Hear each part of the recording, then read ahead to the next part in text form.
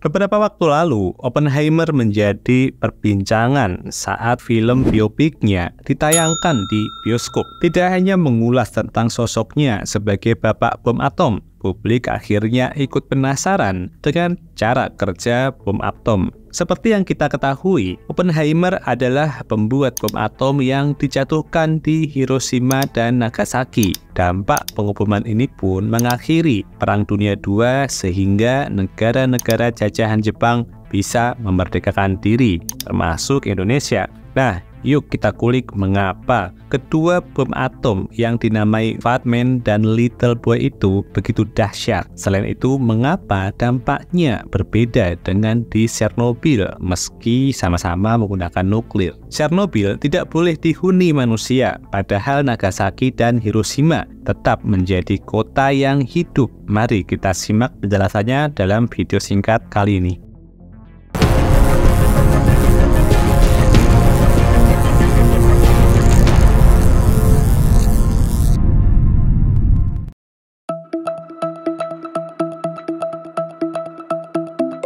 Mungkin sebagian besar dari kita bertanya-tanya, apakah bom atom itu berbeda dengan bom nuklir? Jawabannya sama, yaitu sama-sama menggunakan reaksi nuklir untuk melepaskan energi yang besar, tapi ada perbedaan cara kerjanya. Reaksi fisi di bom atom. Bom atom menggunakan reaksi fisi, yaitu reaksi nuklir yang terjadi ketika inti atom yang berat dipecah menjadi dua inti atom yang lebih ringan. Bom atom memiliki kekuatan yang berkisar antara puluhan kiloton hingga beberapa megaton TNT. Contohnya adalah bom atom yang dijatuhkan di Hiroshima dan Nagasaki. Bom-bom tersebut terbuat dari uranium-235 atau plutonium-239 yang merupakan isotop uranium atau plutonium yang sangat berat dan tidak stabil. Reaksi fusi di bom nuklir.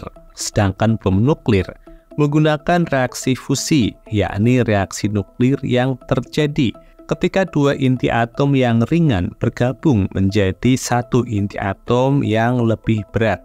Reaksi fusi dapat melepaskan energi yang jauh lebih besar daripada reaksi fisi sehingga daya rusaknya melebihi bom atom. Bom nuklir yang menggunakan reaksi fusi dapat memiliki kekuatan yang berkisar dari ratusan kiloton hingga jutaan megaton TNT.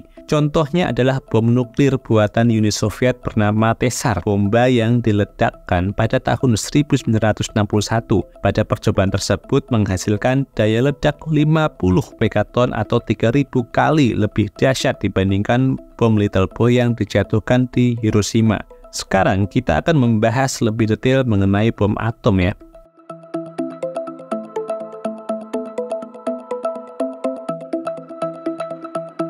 Robert Oppenheimer adalah seorang fisikawan teoritis Amerika yang memimpin proyek Manhattan. Proyek ini bersifat rahasia yang dibuat oleh Amerika Serikat untuk mengembangkan senjata nuklir selama Perang Dunia Kedua. Oppenheimer memimpin tim ilmuwan dan insinyur yang mengembangkan dua jenis bom atom, bom uranium dan bom plutonium. Bahan bakar nuklir tersebut diperoleh dari hasil olah biji uranium atau plutonium.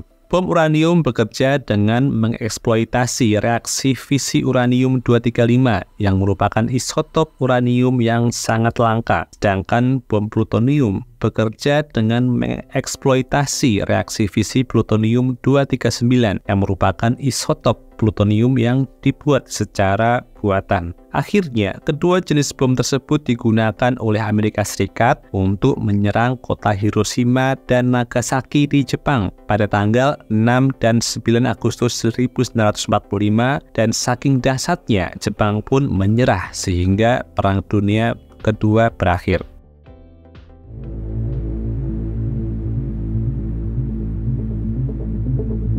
Little Boy adalah bom atom uranium-235 yang dijatuhkan di Hiroshima pada 6 Agustus 1945.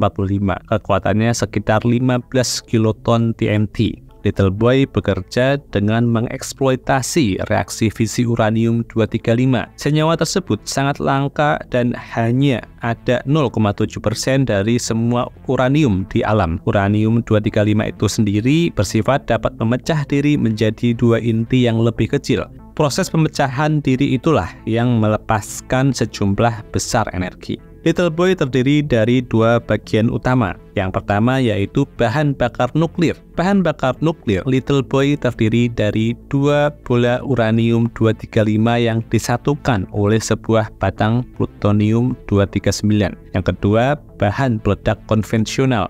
Bahan peledak konvensional Little Boy terdiri dari 64 kg TNT yang digunakan untuk menekan bola-bola uranium-235 sehingga mencapai masa krisisnya. Ketika bahan peledak konvensional diledakkan, bola-bola uranium-235 ditekan bersama-sama. Hal ini menyebabkan beberapa inti uranium-235 terbelah lalu melepaskan energi, menyebabkan inti lainnya terbelah. Proses ini berlangsung dengan sangat cepat, menghasilkan ledakan yang sangat kuat. Sekitar 140.000 orang tewas dalam ledakan yang disebabkan Little Boy dan setidaknya 60.000 orang tewas karena luka-luka atau efek radiasi.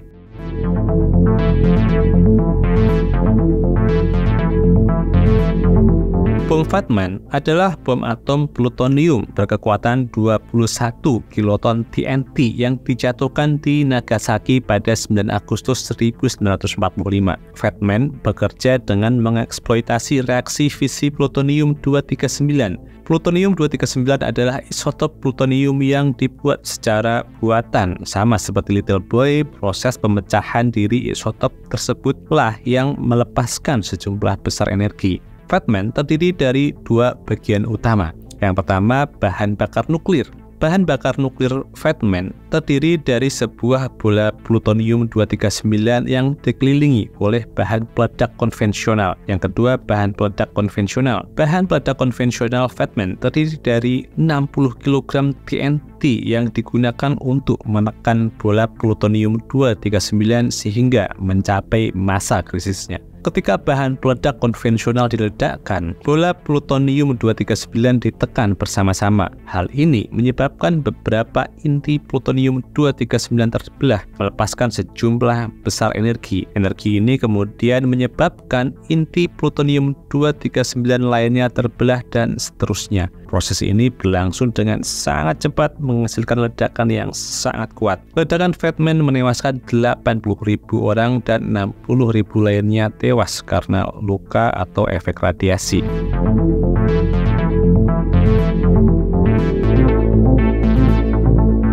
Sebagaimana kita tahu, meledaknya nuklir memiliki efek radiasi yang sangat berbahaya untuk manusia. Contoh dahsyatnya dampak radiasi adalah pada kasus meledaknya reaktor nuklir Chernobyl pada 1986.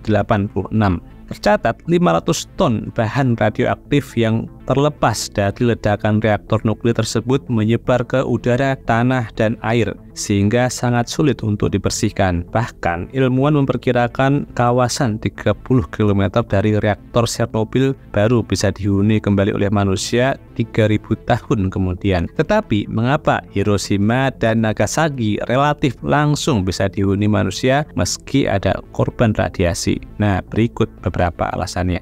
Bom atom di Hiroshima dan Nagasaki melepaskan sekitar 15 kiloton dan 21 kiloton TNT. Jumlah ini relatif kecil dibandingkan dengan radioaktif yang terlepas dari ledakan reaktor nuklir di Chernobyl, yaitu sebesar 500 ton. Tidak hanya jumlahnya yang lebih kecil, Little Boy dan Fatman meledak di udara. Ledakan di udara membuat tingkat kerusakan lebih parah, namun hanya melepaskan sedikit radioaktif ke atmosfer. Tingkat kontaminasi radiasi sangat tinggi, tetapi setelah ledakan menurun dengan cepat, apalagi dibantu proses dekontaminasi yang dilakukan dengan cepat saat itu.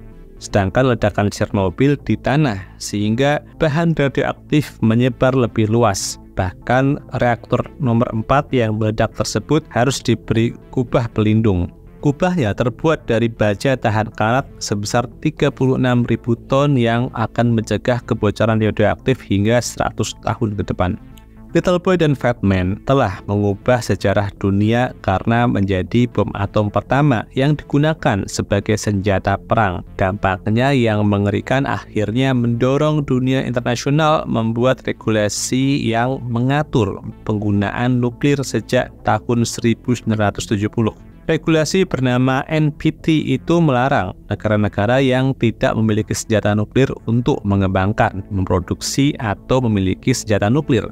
Sedangkan negara yang memiliki senjata nuklir juga diharuskan mengurangi dan menghilangkan senjata mereka. Meski begitu, nuklir masih boleh digunakan untuk pembangkit tenaga listrik, tentunya dengan regulasi yang ketat. Tujuannya untuk memastikan bahwa pemanfaatan nuklir dilakukan secara aman dan bertanggung jawab.